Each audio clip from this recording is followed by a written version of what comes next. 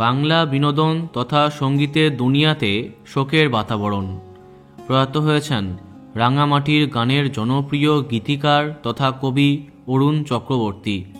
শুক্রবার রাতে হৃদরোগে আক্রান্ত হয়ে মৃত্যু হয়েছে ৭৮ বছর বয়সী এই কবির।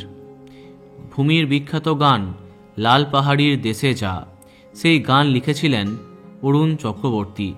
প্রথমের দিকে কিছু বিতর্ক থাকলেও তিনি স্বীকৃতি পেয়েছিলেন।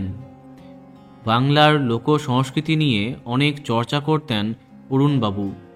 পাহাড় জঙ্গল আদিবাসী এলাকাতে ঘুরে বেড়াতেন।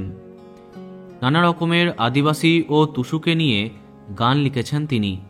কবিতার জন্য পেয়েছেন কবি জাতীয় পুরস্কার।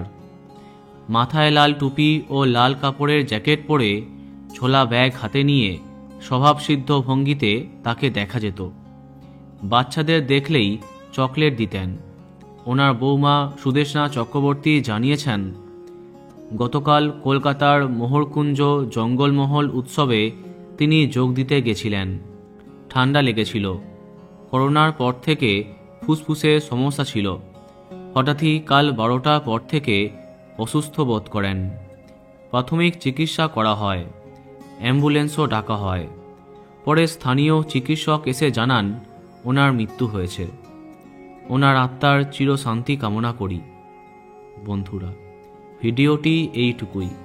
বাংলা বিনোদনের অন্যান্য আরও খবর পেতে সাবস্ক্রাইব কারেন্ট পজ। ধন্যবাদ।